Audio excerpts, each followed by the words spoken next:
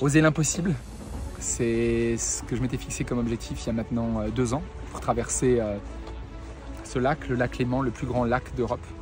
72 km de nage sur en moyenne 30 heures. Comme toutes les grandes traversées, ça ne se passe jamais comme prévu. Le jour où on part à Évian pour faire le check-in du bateau, on se rend compte que les courants forts arrivent et que la météo est en train de changer. On devait partir le 20 au matin, finalement on nous fait comprendre avec l'équipe technique que si on ne part pas le 19 dans la nuit, on n'arrivera jamais à atteindre le bout du lac. Des courants très forts arrivaient et des courants d'eau froide. Après une discussion, on décide de monter sur le bateau, de ne pas faire cette dernière nuit, c'est-à-dire pour moi faire nuit blanche. 2-3 heures de relaxation ou de méditation sur le bateau avant d'arriver au château de Chillon. Et là, je me retrouve dans un état de stress, un état de fatigue important. J'ai 72 km à nager, je dois faire la course la plus longue de toute ma vie en nage en eau libre. Mentalement, c'est très dur de réussir à prendre le pas. Je me fais presque engueuler par mon coach parce que je ne mange pas, mais impossible pour moi de manger quoi que ce soit, par le stress, par la fatigue. Et finalement, on prend le départ. De nuit, à 1h30 du matin, sous une lune extraordinaire, pleine lune, les étoiles, une eau agréable. Je me mets à nager et puis ça y est, le mental se met en route. On nage 1 heure, 2 heures, 3 heures, 4 heures, 5 heures, 6 heures. Et à partir de la 7e heure, fin de la 7e heure, ça y est, les courants commencent à pousser contre nous. C'est pas que ça secoue, c'est qu'il y a un courant important là. Et on passe de 3 km à l'heure en moyenne à 2 km/h et demi, 2 km/h, 1 km/h et demi, jusqu'à arriver à un moment donné où l'équipe technique nous fait comprendre que c'est impossible. On n'arrivera pas à traverser le lac, les courants sont trop forts, les courants sont trop froids. On est descendu à un moment donné au pic à 14,8 degrés sur la température de l'eau, alors qu'on devait nager entre 20 et 25. On nous donne deux données, 2 éléments. La première, c'est que on nageait 100 mètres en 10-12 minutes, donc on faisait quasiment du surplace. Le phénomène risque d'être pire. 100 mètres en 10 minutes, on a fait, t'imagines 1h40 pour faire 1 km. Et plus on s'approche là, et plus ça augmente. Alors que normalement on met 13, on met 15 minutes tous les deux. Et surtout la deuxième donnée, c'est que pour terminer la traversée, il nous restait encore 39 km à nager et qu'on avait besoin encore de nager pendant plus de 40 heures pour l'atteindre, potentiellement. 40 heures de nage après avoir déjà nagé plus que 15 heures, c'était tout bonnement impossible. Et à ce moment-là, il faut avoir la capacité de switcher, de se dire ok, vers quoi je refocus mon objectif. Et l'objectif à ce moment-là, c'était de battre notre record de durée en nage en eau libre et de distance. 15, on va battre la manche, on va aller vers une paille. Et au milieu du lac, balancer une bouteille de champagne. J'avais jamais nagé plus que 22 km. Aujourd'hui, j'ai fait 35. J'avais jamais nagé plus de 8 heures d'affilée en mer. Là, j'ai nagé 15h15. 3, 2, 1.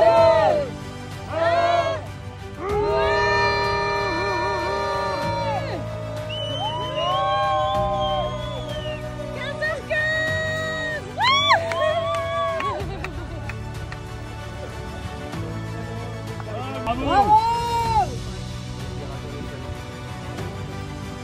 C'est ça le plus important. C'est l'aventure qu'on vit. C'est pour moi une formidable réussite. Et si on met son focus sur la réussite, ça change complètement le rapport à l'objectif principal qu'on s'était fixé. Avoir la capacité à se refixer un nouvel objectif ambitieux, mais smart, c'est-à-dire atteignable, réalisable. Et ça donne beaucoup de force pour finalement se dépasser, se développer et atteindre des nouveaux objectifs. Au-delà de ce record que j'ai, en tout cas pour moi, pulvérisé et qui était au-delà de ce que je pouvais imaginer, ce que j'en ressors surtout, c'est l'apprentissage. Avoir nagé 35 km pendant 15h15 contre les courants, toute cette organisation avec l'équipe technique, tout ce que ce lac m'a appris, tout ce que j'ai pu apprendre en termes de confrontation par rapport à moi-même, par rapport au lac, par rapport aux conditions, ça me rapproche définitivement de ce rêve, de mon rêve que j'ai depuis tout petit de un jour traverser ce lac de bout en bout. Et ça, c'est peut-être le plus beau des cadeaux pour moi, c'est ce que j'ai pu en apprendre. Finalement, dans la vie, c'est exactement la même chose. C'est qu'est-ce qu'on fait de ce qui nous arrive? Est-ce qu'on le prend comme un apprentissage? Est-ce qu'on le prend comme un échec, comme un abandon? C'est Mandela qui disait « Je ne perds jamais, soit je gagne, soit j'apprends ». En l'occurrence, ce jour-là, c'était impossible de traverser le lac. Je me suis tout de suite refocusé sur qu'est-ce qui était important pour moi, aller au-delà de ce que j'avais jamais fait de toute ma vie. Qu'est-ce que j'allais en apprendre? Et surtout, et ce troisième point qui est essentiel pour moi, c'est quoi qu'il se passe, ma volonté, ma persévérance à un jour atteindre mon rêve, elle n'est pas identique, elle s'est solidifiée. Elle s'est ancrée à l'intérieur de moi tel un bouclier que de toute façon, ce sera peut-être à 50, à 60 ou à 70 ans, mais je ferai cette traversée. Et je réussirai cette traversée un jour, même si je devrais le tenter 10 fois. Et c'est une belle leçon d'humilité, de résilience et d'apprentissage pour moi. Et enfin, les remerciements, j'aimerais remercier toutes les personnes qui m'ont soutenu, qui m'ont suivi pendant toute cette préparation et pendant toute cette traversée. Je pense bien sûr à ma famille, à mes amis. Je pense à vous tous qui me suivez sur les réseaux sociaux depuis plusieurs mois et qui ont suivi cette course et cette traversée de près. Je pense à toute l'équipe technique, toutes les personnes qui étaient sur le bateau. Je pense à Tunjai, à Andrea, mon coach, à Julien, à Eric, au capitaine du bateau, François, à nos épouses, à mes enfants. J'ai eu la chance d'avoir mes filles avec moi pour me donner de la force et de la puissance pendant cette traversée. C'était un cadeau sublime.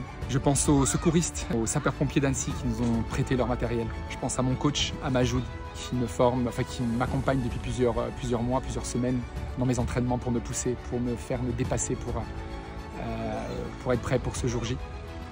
Et enfin, je pense à tous les sponsors qui ont cru en nous.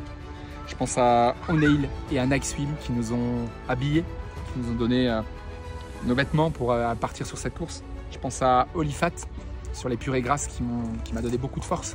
Je pense à Zinzino pour tous les compléments alimentaires d'une qualité exceptionnelle.